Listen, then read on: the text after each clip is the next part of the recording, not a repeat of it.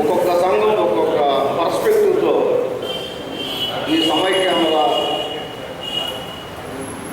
ఉద్యమం అనలేము, మరేమో తెలియదు, సమైక్యాంధ్ర వాదన అనలేము, దాన్ని ఎండగట్టడం కానీ తెలంగాణ రాష్ట్ర ప్రజల డిమాండ్ని ఆమోదించడం కానీ ఒక్కొక్క సంఘానికి ఒక్కొక్క పార్టీకి ఒక పర్స్పెక్టివ్ ఉంది.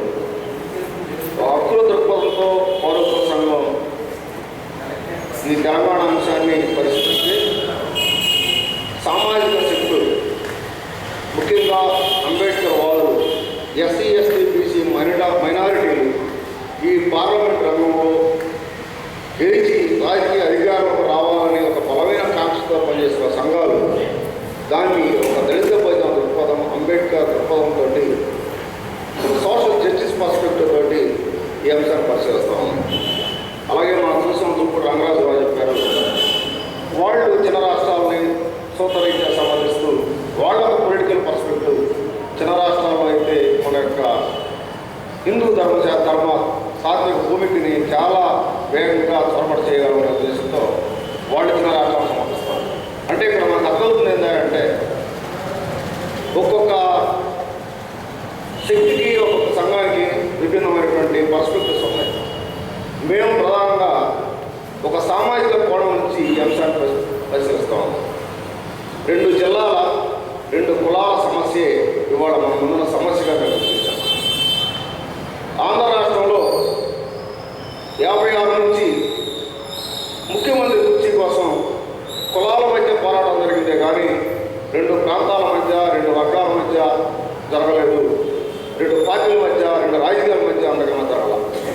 ఆ కోణం నుంచి ఇప్పటిదాకా జరుగుతున్న రాజకీయాలు, ఆంధ్ర రాష్ట్ర రాజకీయాలు మొత్తం కూడా ప్రధానంగా రెడ్డి, ఆ తర్వాత కమ్మ కులాల వాళ్ళ యొక్క వ్యాపార ప్రయోజనాలు, వాళ్ళ యొక్క ఆర్థిక ప్రయోజనాలతోటి ఈ యొక్క రాజకీయాలన్నీ కొనసాగుతున్నాయి.